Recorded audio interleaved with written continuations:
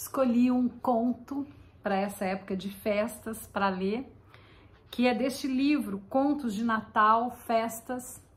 É um livro de 1994 que eu ganhei de uma amiga e que é sempre bom descobrir e redescobrir contos, né, que mexem, que fazem a gente pensar. E eu trouxe um do Máximo Gorki, autor russo, um autor que importantíssimo, né, na literatura russa, com várias histórias assim que nos fazem pensar sobre a vida, sobre a escrita, né? Um autor do século XIX, mas que ainda tem muito para falar para a gente. E o conto dele é Sonho de uma Noite de Natal. Eu havia terminado de escrever um conto sombrio como os breves e tristes dias de inverno que assolam meu país. Pousando a pena, fui passear pela casa. Era noite, prenunciava-se tormenta. A neve caía pesada e, encostado à janela, eu vi apenas uma lanterna pendurada em uma porta, do outro lado da rua deserta. A lanterna agitada pelo vento de tal modo que aquele espetáculo era desolador. Afastando-me da janela, apaguei a lâmpada e fui dormir. No silêncio do meu quarto, os sons da noite se fizeram mais nítidos. O relógio olhava as horas e lá fora a neve tentava em vão afogar seu rumor. O tic-tac apressado, incansável, voltava a dominar os murmúrios do inverno. Aquele tic-tac seco, monótono, cansativo, em sua marcha para a eternidade, impunha-se ao meu cérebro e ressoava dentro dele. Sem conseguir dormir, pensava nas páginas que acabara de escrever. Era uma sensação muito simples, uma narração muito simples. A história de dois velhos, tímidos e meigos, abandonados pelo destino. Ele cego, ela esposa, humilde e fiel. Uma madrugada, na véspera de Natal, saíram do paupérrimo abrigo e foram mendigar pela vizinhança, para ver se conseguiam comprar um pouco de alegria e conforto para o dia mais santo de todos. Movidos pela esperança, percorreram arredores, certos de que poderiam voltar à hora da missa do galo, com bolsos cheios de dádivas feitas em nome do Senhor. Foram tão poucas as esmolas que sequer compensaram a caminhada e já era muito tarde quando o pobre casal compreendeu que tinha de voltar ao seu casebre sem fogo para se aquecer e apenas com o indispensável para não passar fome. Retomaram. Ela na frente, trazendo com a mão apoiada a sua cintura. Caminhavam lentamente pela noite fria, cortando a escuridão. As nuvens cobriam o céu, o vento dançava com a neve e o caminho parecia interminável. Iludida pela alvura igual do solo, em vez de tomar o atalho, seguiam pelo vale. O velho irritadíssimo. Ainda não chegamos? Não chegaremos antes da meia-noite? Ela respondiam que estava perto, sabia que tinham se perdido, mas não queria lhe contar. Cansada de tanto andar sem rumo, teve de confessar colocando tom melancólico na voz. Em nome de Cristo, me perdoe. Eu me perdi e tomei outro caminho. O pior é que não sei onde estamos. Vamos parar um pouco para repousar, mas vamos ficar gelados, ponderou o velho. Não se preocupe, nossa vida não é tão boa que não faz mal se tivermos de perdê-la. Preciso descansar um pouco. O velho suspirou conformado. Sentaram-se na neve, encostados um contra o outro, e ficaram imóveis, como duas trouxas de farrapos. A neve, que caía sem parar, começou a cobri-los. A mulher, menos agasalhada que o marido, começou a ser dominada pelo sono. Sentindo que ela se apoiava mais fortemente sobre seus ombros, o homem se assustou. Minha velha, não durma, você vai ficar gelada. Já adormecida, começou a balbuciar coisas incompreensíveis. Movendo-se com dificuldade, o velho tentou erguê-la, repetindo os alarmados conselhos. Como não conseguisse, ergueu os braços e bradou por socorro. Ninguém o ouviu. Ao longe, os sinos começaram a repicar. Minha velha, insistiu o cego, sacudindo os ombros da sua pobre companheira. os sinos tocando para a missa. Levante-se, não quero chegar tarde. A mulher se mantinha imóvel.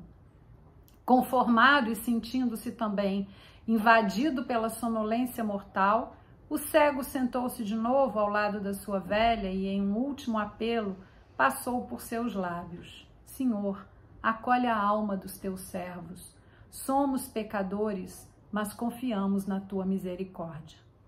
Recordando essa história, eu sorri contente comigo mesmo, certo de que ela deixaria meus leitores cheios de uma ternura natalina. Embalado pelo tic-tac do relógio, comecei a cochilar. Foi então que, sem saber ao certo se estava dormindo ou acordado, vi a claridade vaga da janela aumentar, ganhar um tom azul e fosforescente, ampliar-se, formando um quadro imenso. Pouco a pouco, alguns vultos, a princípio confusos, inconsistentes, começaram a surgir. Mas longo, seus contornos foram se acentuando e desenhando formas familiares. Eram crianças, mulheres, velhos, todos miseráveis e tristes. De onde vêm essas sombras e que representam? Perguntei a mim mesmo, tentando inutilmente voltar do abismo do sono. Foi então que uma voz indagou: não nos reconhece? Procurei distinguir no meio daquela multidão lamentável um vulto conhecido. Vi então um grupo que, com passo vacilante, tomava a dianteira de todas as sombras. Era um velho cego, apoiado à cintura de uma mulher também idosa que me olhava com ar de censura. Não nos reconhece? Repetiu ela com voz severa. Nós somos os heróis dos contos. Você que passa a vida escrevendo sabe que somos os tristes e desgraçados filhos de sua imaginação. Ali estão os dois meninos que você fez morrer de frio, diante das janelas de uma casa onde brilhava uma enorme árvore de Natal. Aquela mulher ali é a desgraçada que você fez morrer sob as rodas de um trem, quando corria pela rua ansiosa por levar aos filhos um presente de Natal. Aquele velhinho, eu ouvia contemplando pálido de horror as sombras lúgubres e silenciosas que desfilavam de modo desafiador diante do meu assombro. Por que vinham todas elas me perseguir nessa noite? Que queriam de mim? O que pretendiam? Por que estavam ali as pobres? Responda você mesmo essas perguntas, bradou a velha, como que a ler meu pensamento. Por que escreveu essas coisas? Para que vive inventando desgraças, tristezas? Que pretende com isso? Desfazer o que resta de fé e esperança no coração dos homens? Tirar-lhes a confiança na redenção, mostrando-lhes somente o mal? Aniquilar o desejo de viver, apresentando a existência como um suplício sem fim e sem remédio? Eu estava consternado. Seria mesmo assim tão culpado? Será que o que faço é diferente do que fazem os outros escritores? Especialmente nos contos de Natal, procuramos imaginar cenas bem tristes, bem tocantes, para despertar em nossos leitores sentimentos compassivos, abrir os corações à piedade, como se precisássemos da tristeza alheia para compreender o espírito do Natal. É mentira, bradou a velha, mentira ingênua e ridícula. Então pretende com dores e miséria despertar bons sentimentos nos corações acostumados a desgraças reais? Idiota! Pensa comover com suas pobres fantasias os homens que não se abalam ante a pobre realidade de todos os dias? O resto do sonho foi uma confusão que não consigo recompor. Pela manhã, quando acordei, meu primeiro movimento foi correr para a mesa, onde ficaram as folhas de papel escritas na véspera. E sem pensar duas vezes, rasguei-as, sem tornar a lê-las.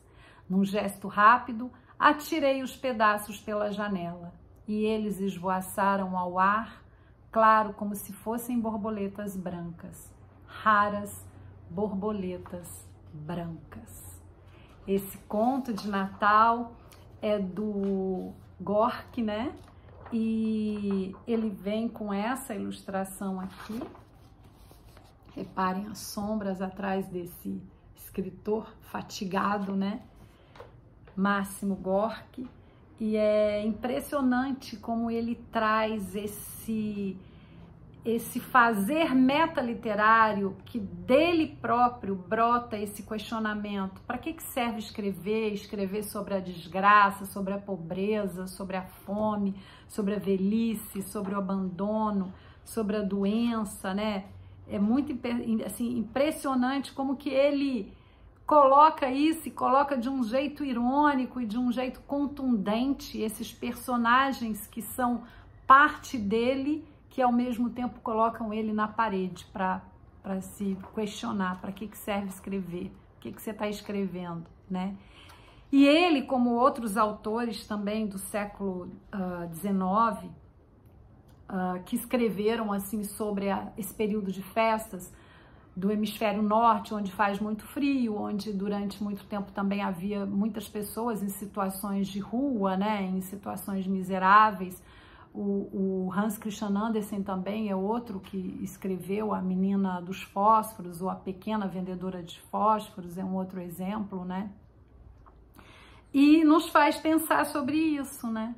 Para que serve escrever e para que serve também o Natal, né? Que seria uma festa de fartura, uma festa de celebração, e paradoxalmente tantas pessoas passam fome no mundo, tantas pessoas passam fome, frio, necessidades.